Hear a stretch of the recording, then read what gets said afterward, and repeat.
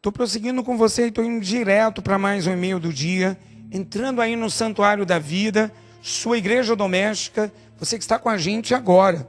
Estou indo para o e-mail de hoje. O e-mail de hoje tem como tema começar o dia sem abandonos. O e-mail de hoje tem como tema começar o dia sem abandonos. E o e-mail de hoje diz: irmão Sandro Santos, quantas vezes, ainda que na presença de alguém, tive a nítida sensação que em qualquer momento posso ser abandonado. Quantas vezes, diante de um atraso, sinto verdadeiro pânico, irmão Sandro. Quantas vezes me deparei diante da possibilidade da pessoa amada me deixar. Tenho muito medo de ser abandonado. Rezem por mim para que possa começar um novo dia com a divina misericórdia e possa ir me libertando e curando. Assina, irmão Sandro, tenho o Senhor como um pai. Dos momentos mais difíceis de minha vida, aprendi, assistindo o seu programa, a ser agradecido. Assina o nome fictício, coração abandonado. Coração abandonado, que os raios da misericórdia te console, desse pânico do abandono, desse pânico de ser largado, hein? Que a graça de Deus, que o Espírito da verdade caia sobre você. E você que está me assistindo agora, quem viveu o abandono durante a infância pode sentir um medo incontrolável, um medo absurdo de ser deixado, procurando evitar a todo custo ser abandonado novamente.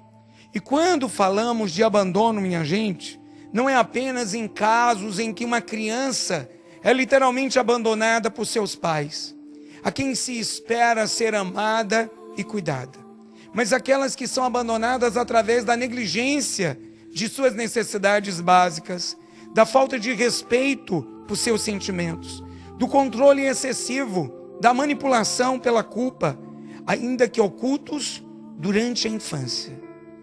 Crianças abandonadas psicologicamente ou realmente entram na vida adulta com a noção profunda de que o mundo é um lugar perigoso e ameaçador, não confiando absolutamente em ninguém, porque na verdade não desenvolveu mecanismos para confiar em si mesma.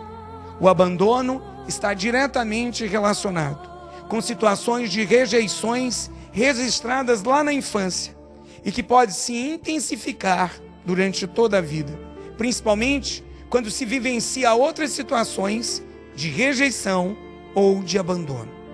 Ei, você que está me assistindo agora, cada situação que vivenciamos perda é como se estivéssemos revivendo a situação de abandono, do qual dificilmente se esquece, não é verdade? Podemos sim reprimir, fugir desses sentimentos, mas raramente conseguimos lidar sem sofrimento diante de qualquer possibilidade de perda ou rejeição.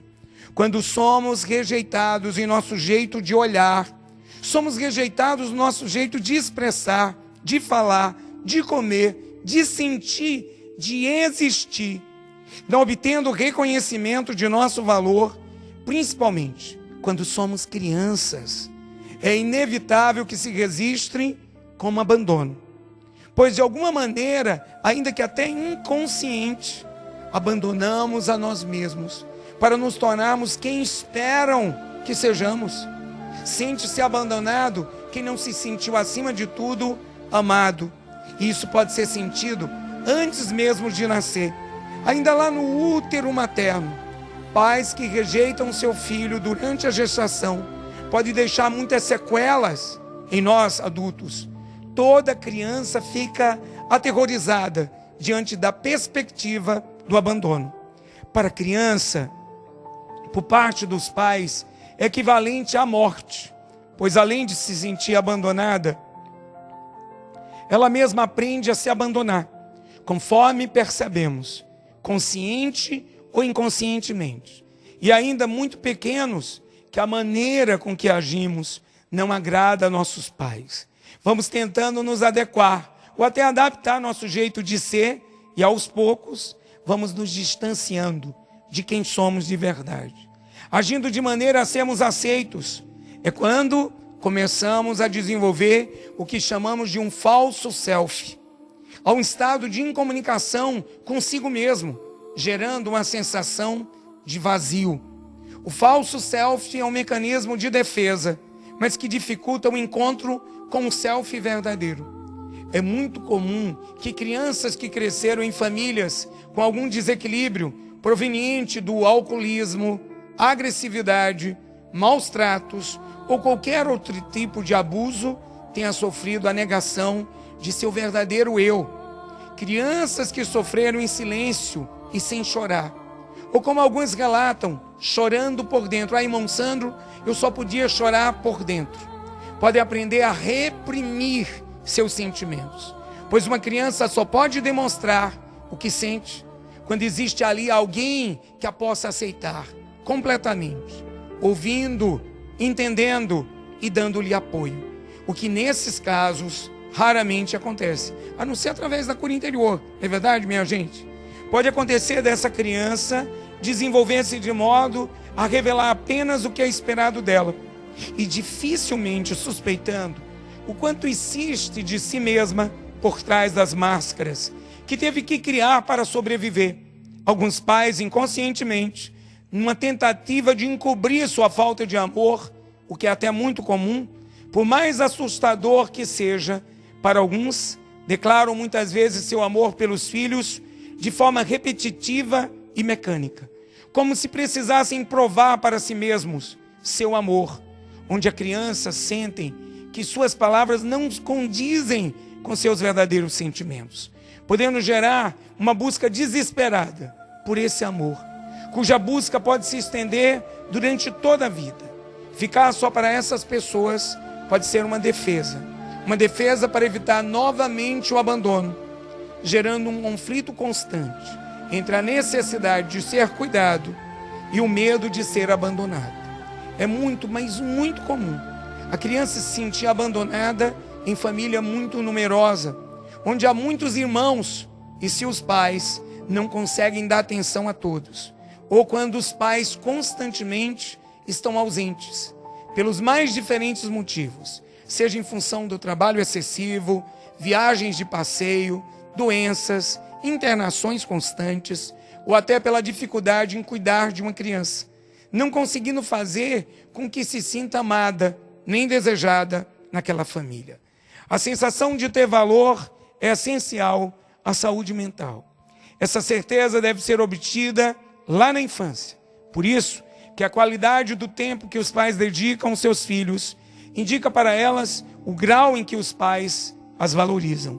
Por outro lado, a criança que é verdadeiramente amada, sentindo-se valiosa quando criança, aprenderá a cuidar de si mesma, de todas as maneiras que forem necessárias, não se abandonando quando adulta, assim como crianças que passaram maior parte do seu tempo com pessoas que eram pagas para cuidar delas, em colégio interno, distante de seus pais, não recebendo amor verdadeiro, mesmo tendo tudo que o dinheiro pode comprar. Poderão ser adultos de verdade como qualquer outra, uma outra criança que tenha vindo de um lar caótico e disfuncional, crescendo, sentindo-se pouco valiosa, não merecedora do cuidado de ninguém, podendo ter muita dificuldade em cuidar de si mesma. Ou seja, a maneira com que nós nos cuidamos quando adultos, muitas vezes reflete a maneira com que fomos cuidados quando crianças. Precisamos chegar a ponto de perdoar aqueles que de alguma forma, minha gente, nos abandonaram, ou que nos causaram uma dor profunda. Para alguns, essa é uma tarefa fácil, mas temos que admitir que para outros pode ser praticamente impossível. Como perdoar, irmão Sandro, um pai bruto, que o fazia trabalhar desde muito pequeno, ou até pedir dinheiro, do qual depois consumia em jogos e bebidas? Como perdoar, irmão Sandro, um pai que abusou intimamente aí da sua filha, psicologicamente do filho? Como perdoar uma mãe que trancava os filhos no armário, ou até dentro de um quarto ao lado, enquanto se encontrava um outro homem dentro da sua própria casa? Ou quando deixava os filhos sozinhos em casa dizendo que ia trabalhar, quando na verdade ia se divertir? Como perdoar pais que sempre ocultaram a verdade, insistindo na mentira? Como perdoar um irmão que de repente tem uma complicação com a própria irmã? Como perdoar Uma mãe que demonstrava suas insatisfações através de gritos com seus filhos. Como perdoar, irmão Sandro, um pai que batia constantemente na mãe na presença dos filhos. Como perdoar, irmão Sandro, aqueles que roubaram a infância e a inocência de muitas crianças. Como perdoar aqueles que o deixaram, o abandonaram.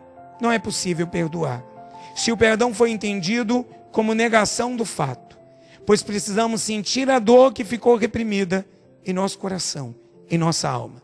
Perdoar não significa aceitar, mas se permitir sentir e expressar toda a raiva e dor reprimida e encontrar caminhos saudáveis que podem transformar esses sentimentos em experiência e aprendizado. Acabei de partilhar mais um e-mail do dia aqui no programa Deus Quer Sorrindo.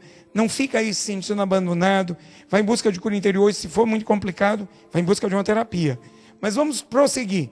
Continuemos juntos aqui no programa Deus Quer Sorrindo, especialmente para você.